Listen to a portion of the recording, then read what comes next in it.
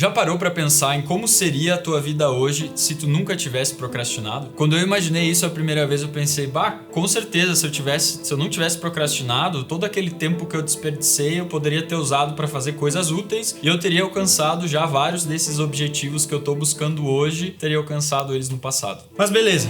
Não dá pra voltar no tempo, né? Então, imagina como vai ser a tua vida nos próximos meses, nos próximos anos, se tu hoje parar de procrastinar. É uma ideia empolgante, né? Pensar assim, parar de procrastinar, tudo que eu tô querendo construir vai acontecer mais rápido, eu vou alcançar antes. Mas olha, eu não quero pintar uma ilusão pra ti aqui. É impossível parar de procrastinar completamente. Porque a procrastinação é algo natural do ser humano. É o nosso cérebro querendo nos proteger, seja de uma possível dor ou de algum possível desgaste. Dá pra dizer que o nosso cérebro ele é imediatista e hedonista. Ele quer tudo pra agora e só quer coisa boa e nenhum tipo de desconforto, nada que possa dar errado, possa causar o problema, nada que a gente não tenha vontade de fazer. Tudo isso ele quer tentar nos convencer da gente evitar, deixar pra depois. Contudo, apesar desse mecanismo que todos nós temos, é possível diminuir drasticamente a procrastinação. Por isso que nesse vídeo eu vou compartilhar contigo a regra mais famosa do mundo para fazer isso, para realmente ter a procrastinação sob controle. E eu digo a mais famosa do mundo porque a Mel Robbins, a criadora dessa técnica, dessa ferramenta, escreveu um livro inteiro que foi um baita best-seller sobre essa simples regra, The 5-Second Rule.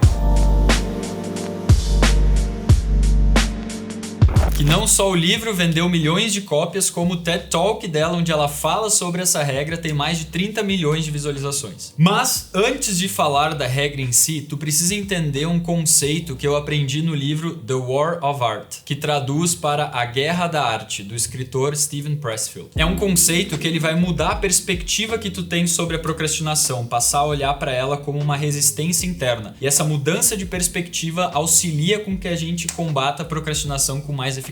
Então, ao invés de olhar a procrastinação como um fazer outra coisa que não o que eu deveria estar fazendo, olha para ela como uma resistência interna, uma força contrária a ti, como se tu estivesse fazendo força com disciplina e motivação para executar uma atividade, mas tem essa resistência interna que está fazendo força contrária. Ou seja, se a soma da tua disciplina com a tua motivação for maior que essa resistência interna, tu vai executar a atividade. Agora, se essa resistência interna for maior, tu vai fazer outra coisa do que essa atividade porque a resistência ganhou. Quando eu mudei a minha perspectiva sobre a procrastinação para essa perspectiva do livro como uma força interna contrária, ficou mais fácil de vencer ela, porque quando eu me pego procrastinando, quando eu percebo que eu não tô com vontade de fazer alguma coisa, eu caracterizo ela, essa força interna. Então, para eu conseguir fazer tal atividade, parar de procrastinar ou parar de querer fazer outra coisa, eu tenho que vencer essa força, eu tenho que ser mais forte do que essa resistência interna, que daí eu vou fazer.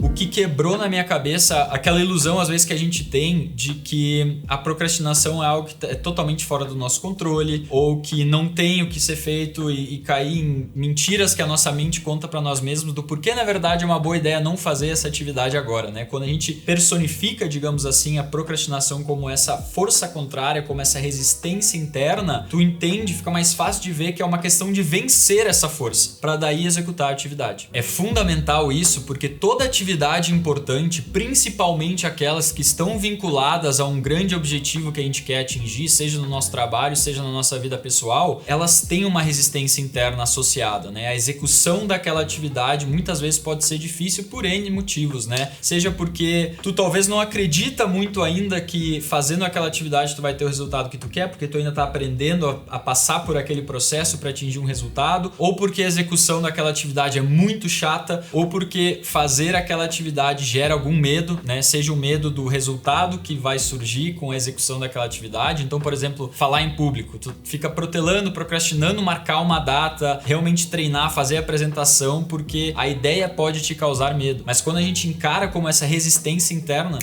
é só uma questão de vencer essa resistência. Eu sei que ela vai estar ali, eu sei que quando chegar perto eu não vou ter vontade de fazer, que eu vou tentar, minha mente vai tentar surgir com histórias do porquê agora não é o melhor momento, mas eu sei que é só só resistência interna e eu sei que eu tenho que vencer ela uma hora ou outra, então quanto mais rápido eu vencer, quanto menos histórias eu contar pra mim, quanto mais fácil eu conseguir unir forças pra vencer essa resistência, mais cedo eu executo, mais cedo acontece, menos eu procrastino. Porque como eu tava falando antes, se não existisse procrastinação, tudo que a gente tem pra fazer, que a gente sabe que é importante, a gente ia executar uma coisa depois da outra, a gente não ia ter essas travas, a gente não ia deixar de fazer algo pra fazer outra coisa. Simplesmente todo o nosso planejamento a gente poderia desenhar ele que ele seria executado sem resistência nenhuma. Mas esse não é o mundo que a gente vive. Há essa resistência interna. E quanto mais vezes a gente vence contra essa resistência interna, menos vezes nós procrastinamos. E são nesses momentos, quando tu te pega procrastinando, quando tu percebe que essa resistência interna está ali, que tu utiliza a regra dos 5 segundos da Mel Robbins. 5, 4, 3, 2, 1. Bora!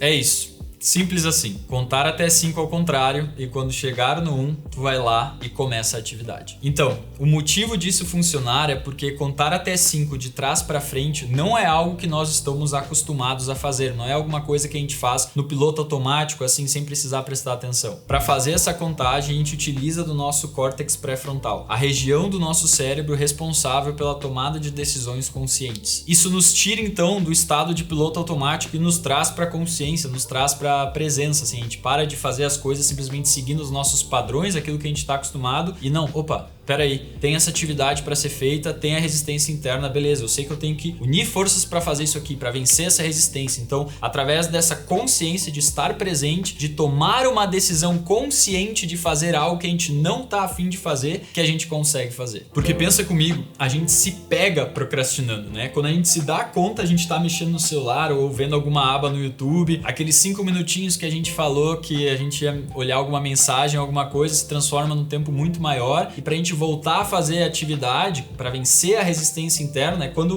a gente se dá conta e toma essa decisão consciente para agir. Então fazer essa contagem faz com que a gente volte para o consciente para conseguir então executar. Além disso, a contagem cria um momento de tomada de decisão e de ação, que é quando a contagem termina. Quando chega no 1, é o momento de agir. Porque, por exemplo, todo mundo aqui já viu uma criança com medo de entrar na piscina e daí o pai do lado ou a mãe dizendo, vai, pula, 1, 2, 3, já! E daí a criança vai no já, porque daí tu cria um momento de decisão, um momento de ação pra criança agir. E com adultos é a mesma coisa, quando tu faz a contagem, tu cria esse momento pra tomar a decisão. Um outro exemplo, imagina que tu chegou há pouco em casa do trabalho e tu tá deitado no sofá pra dar uma descansada. Aí tu olha pro relógio e tá na hora de ir pra academia. O teu corpo não quer ir, tu acabou de chegar em casa, tu quer ali ficar descansando, relaxando, como se o sofá estivesse criando mãos pra te manter preso ali. Ainda mais tu pensa que tem que levantar, trocar de roupa, ir até a academia, fazer o treino, voltar. A resistência interna parece que é gigantesca. Nessa hora, ao invés de ficar brigando com a tua mente, ouvindo as desculpas que ela tá te trazendo, os motivos do porquê seria uma boa não ir na academia agora, ou porquê tu não precisa ir hoje, porque tu foi tal dia, não dá voz para essa discussão, simplesmente 5, 4, 3, 2, 1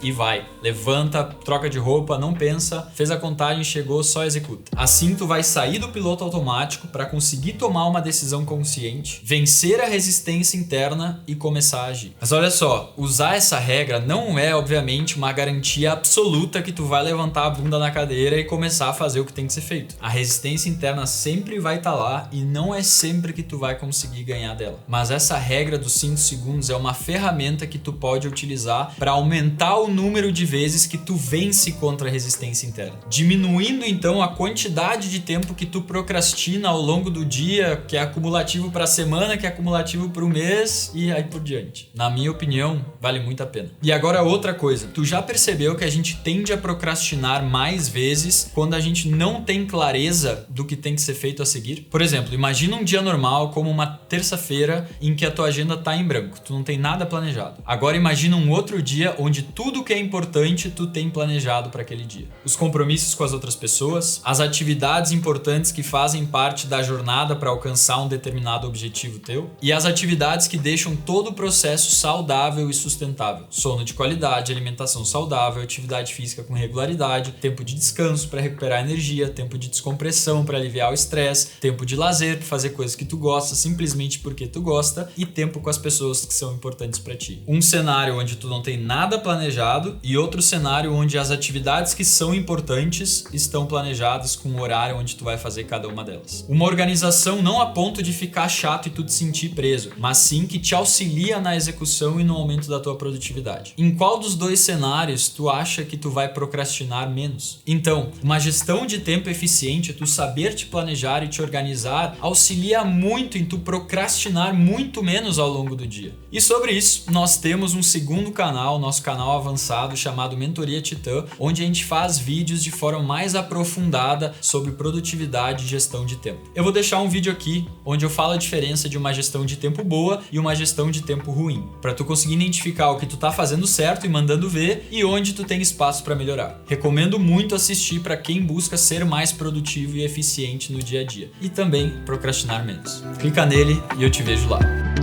Show!